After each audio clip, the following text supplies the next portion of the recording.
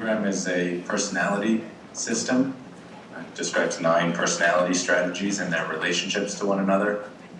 So basically a personality strategy is how do I get my needs met and avoid pain. So the Enneagram's going to look at motivation over behavior, not what you do, but why you do it. What's really driving the bus of your personality. It's a useful tool, a really useful tool for a number of reasons. Personal growth, it helps you know your blind spots and be more effective in your life and at work. To have more self-awareness and get out of those sort of habitual patterns. Probably one of the most powerful aspects of the Enneagram is its ability to impact relationships. And if we know someone else's lens, then we have a bit more clarity on what for them is motivating their behavior, so we can sort of speak to them in a language that they can hear. We cannot personalize their behavior. We can see that, oh, that's coming from their strategy. So we can connect more deeply and empower them in their life. Or if it's a team, we can work with a group more effectively. And then there's a transpersonal piece, so sort of building that witness and connecting with your essence. So probably the most important thing that he said there, well, 2 things. That last statement about the transpersonal piece, about the witness and building that connection to your essence. We would say that that's you're building your relationship with the divine. The other thing that he said that was really important is that it's not so much about what, like you can describe the types, it's why. What is the motivation behind you being the way that you are and doing what you do? And that's the key to really finding out your type. If you can tune in to the motivation, you'll type yourself easily. It may seem very complex and confusing, but actually, if you focus on that, you'll get it. The Enneagram has various historical roots and theories. Some people, there's different ideas out there. I've heard, it's Sufi roots or Judeo-Christian mysticism or even Egyptian hieroglyphs or Pythagorean geometry. I think we don't really know, and it doesn't really matter. I kind of like that mystery of it. What we do know is that the Enneagram types were taught by a self-realization teacher, Gurdjieff, in the 18th century, and that Oscar Ichazo mapped the Enneagram onto the symbol we see today. In the 60s, he did work in South America, and that work was greatly furthered by the work of Claudio Naranjo, who brought the Enneagram to the States, to Berkeley, of all places, in the 70s. And Naranjo translated from Spanish as his native tongue, so some of the words in Enneagram speak might sound a bit like misnomers because they're coming from his native tongue. So for example, passion, you hear that a lot in the Enneagram. Passion really is referencing the emotional habit of the type, not what they're passionate about, but sort of what they're looping on. So, as he mentioned, the origins of it are obscure. Some people say it goes all the way back to Persia, to Egypt. There's a lot of numerology, you can see that, in the sense of sacred geometry. It's not the same as numerology or numerologists who can type you that way. But it certainly, you'll see from the diagrams and that, there's sacred geometry behind this. Gurdjieff, he said the 18th, that was wrong. It was the 19th century. It was the late 1800s into the 1910s, 20s, I think, in Eastern Europe. And if you go online and you type in Gurdjieff's Enneagram, it's similar, but it's very different. He only had 6 types, and then there was a 7th that incorporated them all, and it was a very different process. How do you spell his name? G-U-R, let's see here. Is it in there? It's in the very front of the book. It's on page 1. GurdjieffF. Gurdjieff. And then, as he said, Ikazo and was it Naranja? He brought in the Jungian archetypes and typology. So that's the more modern presentation, and that's what the one we're looking at is based on. All right, so do we have just one type? The short answer is yes. We have a main personality strategy, or like a primary lens. The long answer, I guess, is no. The long answer is we have all of the types are within us. So they're archetypes. And it can be a little complicated when you're first learning about the Enneagram because it's a complex system. So there's a lot of moving pieces and parts. There's the lines, the wings, subtypes. And personality sort of shifts based on your level of health, which is changing day to day, or your cultural influences, or your level of development, or just where you're at in life. So it can be a little difficult to pin down that primary type. Some types look alike. That's why we always come back to motivation over behavior. So I'd say if you're new to the Enneagram, start with trying to figure out what that primary lens is for you, and also start with what center of intelligence you reside in. So the Enneagram divides 3 centers of intelligence, or 3 ways of gaining information about the world. And just like the types, we have all 3 within us, of course. And 1 is dominant, so there are head types, right? 5, 6, 7 are head types. They're seeking information and data and security. They're seeking certainty in an uncertain world. So they're going to deal most with fear. And then the gut types, 8, 9, 1, are using instincts and impulses and seeking fairness and justice. So the emotion they'll deal most with is anger. And then 2, 3, 4 is the heart triad. So heart triad is aware of image, focused on connection and connectedness. So they're going to deal most with this question of being seen or not seen, or shame. Of course, we all deal with all 3 of those emotions, but those are the primary aspects of those triads. So yeah, figuring out what triad you're in and what your type is within that triad.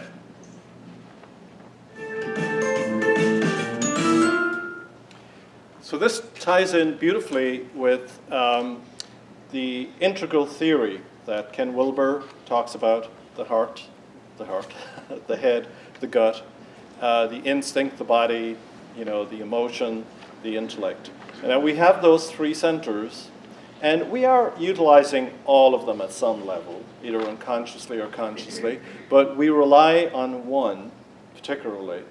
And then as we go around and have a look at the various types, some have an overabundance of one. The 3, 6, and 9, because they're in the center, they only have whatever energy center they're in. So like the 3 is in the middle of the heart. So it's all heart. So they don't have the head or the gut wing. So you can see how that can be a disadvantage then, because you're kind of using one wheel instead of 3. And then most of them have 2 energy centers that they're relying on. But again, the 3rd one will be absent. And it gets a little even more complicated than that, but we won't get into that now. So this is the fun part, where he's going to describe the 9 types using cupcakes. How do you know your type? Well, there are tests, like in Enneagram, the mobile application. We have a test in there. It's a pretty good test as far as tests go. But tests are never really an authority because they're binary. They're written, and it depends on your mood that day and all various factors. So I'd say start with a test, figure out your top 3 most likely types.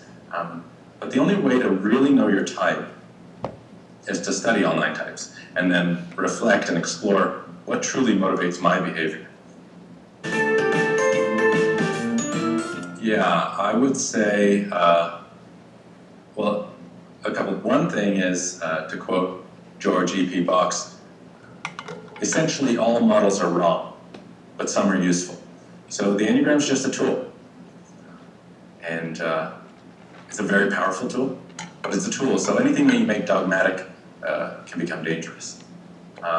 Also, I'd say to be gentle with yourself. When you read about the Enneagram, it can seem a little dark at first. So I'd say be gentle with yourself as you're exploring your type and reading about it. And the last thing I'd say is don't type anyone else or let them be the authority on themselves. Don't put anyone into a box or don't push it on anyone, obviously. So yeah, that's a brief overview of what the Enneagram is. And it's like when you get a new toy. All of a sudden, this is how you're going to be living your life for the next couple of weeks. You're going to be analyzing and looking at yourself, and you'll be wondering what your husband or wife or girlfriend or boyfriend or whatever is, or your kids, or your parents. And all of that's great. It's all good information. But as he says, don't box people in. Don't label them and then think you have them down, because it's not like that. It's a very flexible thing. But it can be helpful to understand your parents and your children and your spouse, because it'll give you some information that's useful. Okay. Let's see, does this automatically go to the... Yes, here we go. Type 1, sometimes called the perfectionist or the reformer. Ones have a very strong inner critic. So we all have an inner critic. The one's inner critic is on overdrive. That's going to be working on improving things and correcting themselves and others and always making things better, trying to be a good person because the fears of being bad or corrupt. Ones also have this quality of righteous indignation. So the anger from that anger triad is not just an explosive anger, more of a controlled, precise anger. I'm angry for these reasons, and I feel like I'm following the rules, and other people might not be. Ones are very organized and responsible. Type 1. One, we have this very geometrical symbol for the perfection of the one. This is a vanilla base with vanilla frosting, with the black lettering to symbolize the black and white. And the vanilla is simplicity here, because ones are a bit of purists.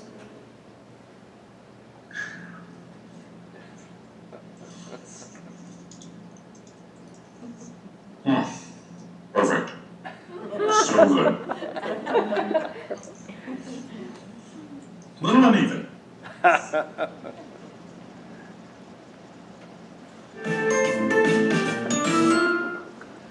So he tries to capture like the essence of the energy, and the one will say, "Oh, that was perfect," Or if it isn't, they can't keep their mouth shut. They have to say, "Well, it was a little uneven."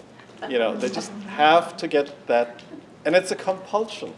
It's like you just can't not say it. It kills you not to say it. So don't ever ask a one for honest feedback. You'll get it.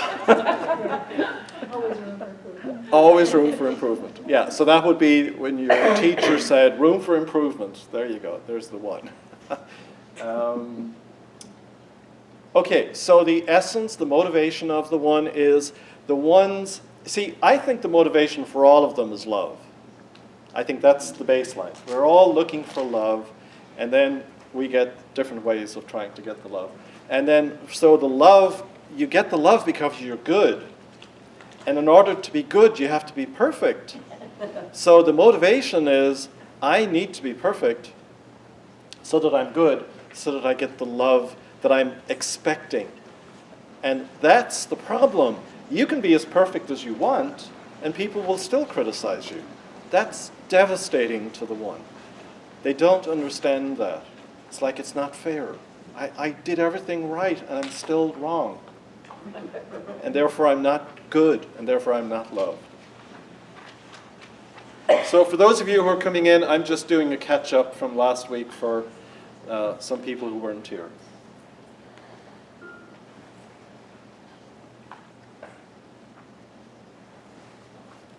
Two are very giving, very, very connected, probably the most interpersonal of all the types on the Enneagram. They are heart-centered and they like being close to people. Their giving sort of has a hook, which is giving in order to receive or to be needed. 2 also has this subtle quality of pride, which is, I know what you need better than you do, and I don't need anything myself. So 2s are gregarious and supportive.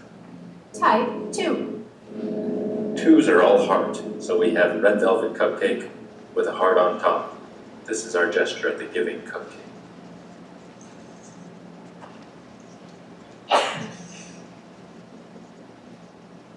Not only do I want this cupcake, I need it.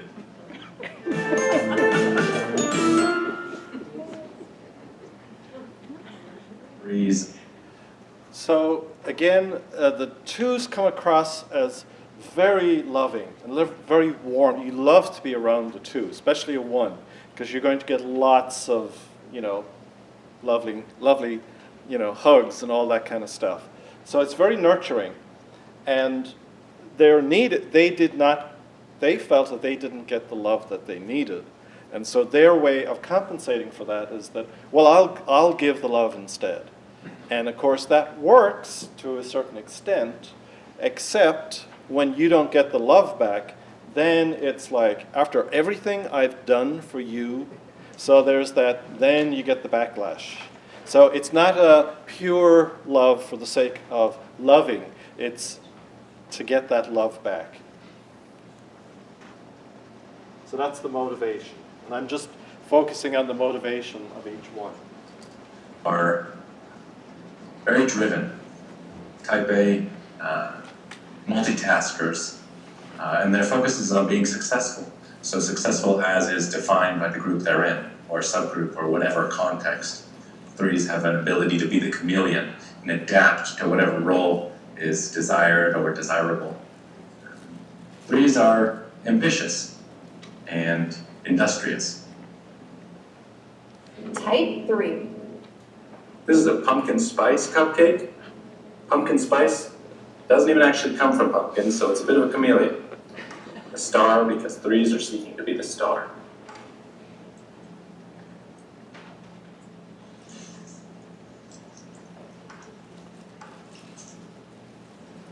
Outstanding.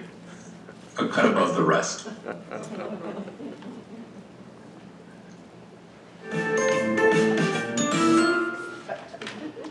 So when you hear these numbers, if you feel a little embarrassed, that could be a clue. So again, the motivation for the 3s is to be successful, to look successful, because then you'll get the approval and then you'll get the love. So, that's the motivation of the 3. So type 4. 4s are dealing with this quality of feeling tragically flawed, but also uniquely special at the same time. So there's this yearning and longing, yearning for the way things could be, or the longing for the way they were, which is connected to the envy of the 4. 4s are depth-oriented, wanting to connect deeply and fully and express. 4s are creative and artistic. Type 4. We have a deep, dark chocolate base for the depth of the 4, with these colorful sprinkles for their creative expression, and the artist's palette here, true artists at heart.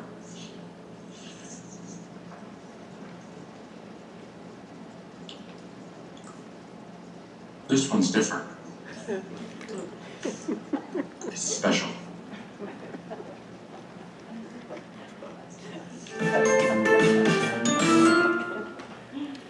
So the 4's motivation, which if you're just arriving, you're not late. I'm doing a catch-up for people who weren't here last week. The 4's motivation is to try and seek that love and that approval by being outstanding, different, unique, special, and that they, nobody knows the sorrows I've seen and the woes, and I want to be alone. All of that is very 4-ish energy. And Fours dress rather uniquely. That's often a clue. Colorfully.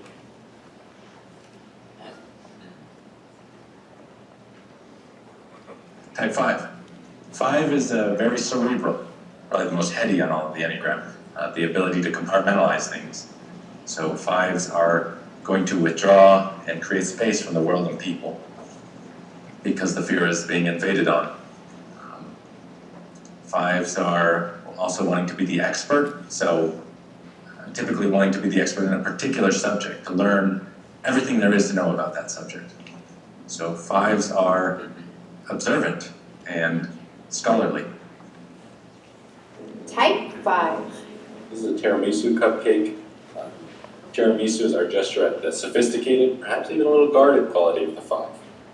We have the symbol of the brain there because they are living in the headspace.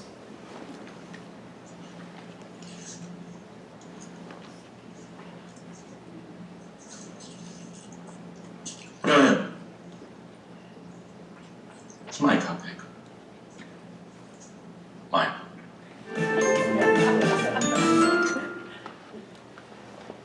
So the energy of the 5 is all about being the wise one, being the expert, being really competent, and not sharing the knowledge. So that's why he was saying it's my cupcake. It's like, as opposed to like a 1 will be in a group, and the 1 is like the little terrier jumping up and down, like going, yes, I know, like, ask me. The 5 will sit there like stoic, and you'll never know. They already know. They could teach the class, but they're not going to ever let on or tell you that. Okay, so this is the catch-up from last week, so we're not late. We'll begin the class in a few minutes.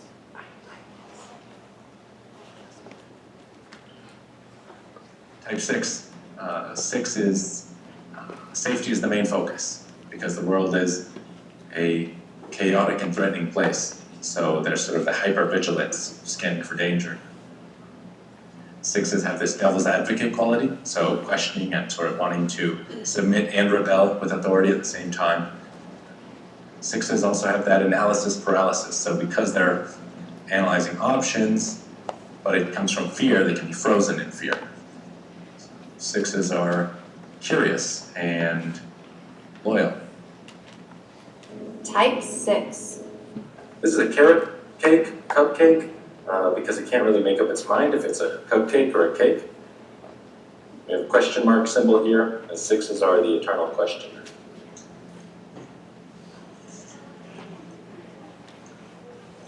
No? Is this a cupcake? Who makes a cupcake? Cupcake. Where are we? Who am I?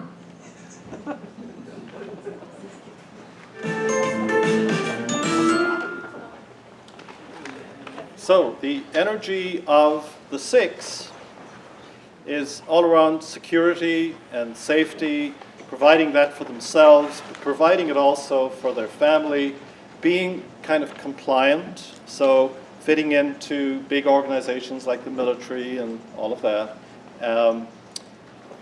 Because again, they didn't feel secure as children, and so the love that they're looking for comes by the way of security. And again, I don't want to get into it right now. I want to teach the main part of this. There is a second 6 that is called the Phobic Six. That is the exact opposite. They're sort of like the revolutionaries and the bombers, and they're really counter everything. Whereas this 6 tends to be more compliant. They'll question, but they'll kind of fit in and go along. But we'll discuss the other 6 down the road.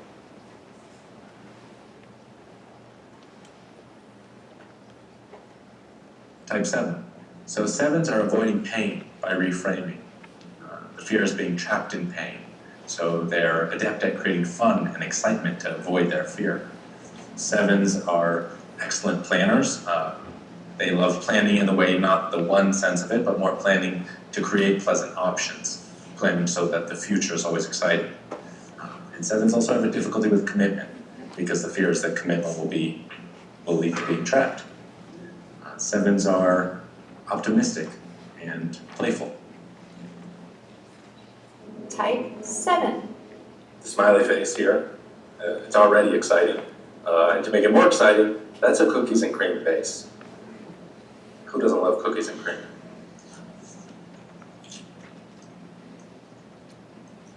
Amazing. Do it for the flavors.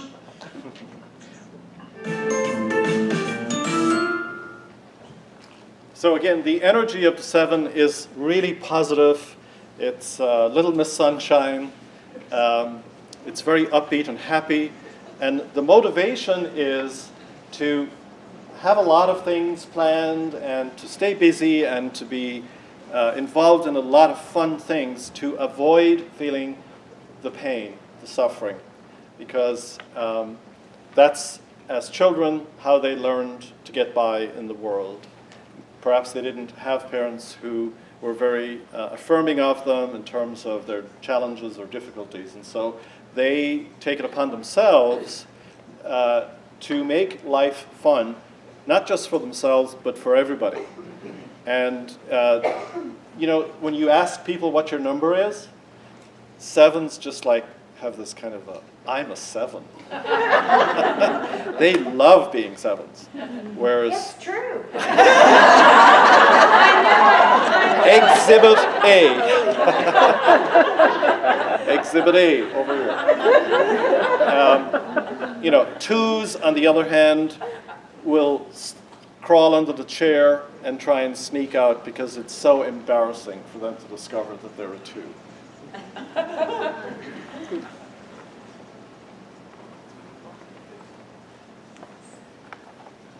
Type 8. 8s are oriented towards power, seeking to be powerful and know who has power or be the one who has power. 8s sometimes have a fear that vulnerability is dangerous. Perhaps it was used against them at one point. So there's a decision to not put themselves in that compromising situation and be the one who has control. 8s also live with gusto. They want things intensely. The passion of the 8 is lust, so wanting life at 110%. 8s are leaders and truthful. Type 8. So 8 packs a punch. And we have a mocha espresso base because 8s are strong and intense.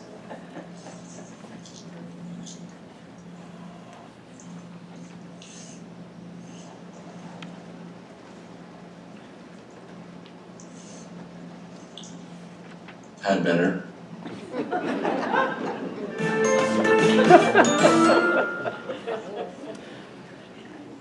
So the 8s, as children, didn't feel protected. They felt vulnerable, and they felt that that vulnerability wasn't respected. So therefore, their coping mechanism is to pack a punch. I'm going to hit first before I get hit. And that's their motivation. That's their way of trying, in a sense, then, to be safe and to find love. I'll say no more about that type. I'll keep going.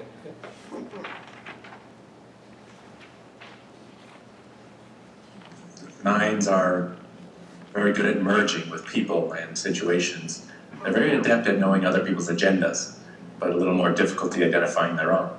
So 9s find a way to numb out of their experience in some way or another. That can be through, the traditional ways of doing so. But what's really important about the numbing out is that they're using it to avoid what's essential. So 9 has this anger gone to sleep, whereas the 8 was energy turned up. 9's energy is turned down, but they're still in that anger triad. So that anger mixed with peacemaker can sometimes come out as passive-aggressive. So 9s are very empathic and adaptable. Type 9. The peacemaker here at the top of the Enneagram. We have a lemon base because it's easy. It goes with everything. I've now eaten 9 cupcakes.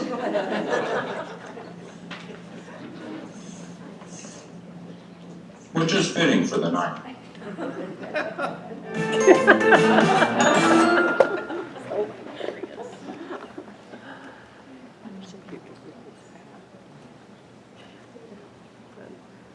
that guy an actor? A famous No, actor? he's the producer of the app. He really is. Yeah, so Looks so familiar. let me put my, yeah, he does actually. My microphone on. Yeah. So my question is, did he eat those 9 cakes in one sitting, or did he wait? So the energy of the 9 is a withdrawing energy. It's the chameleon who wants to be whatever you need them to be, so that there's no conflict. So they're trying to avoid conflict. As a child, they felt that their perspective, their emotions weren't really acknowledged, and so therefore they kind of went into their shell. And they're very popular because they smile a lot and they're nice and they seem to agree with you. You may know some.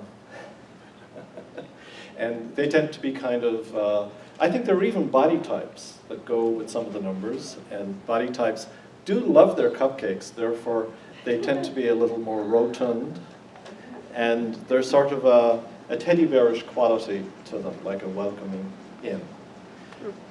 Okay, that's the quick overview from last week, and now we're going to jump into today's class. Oops, sorry.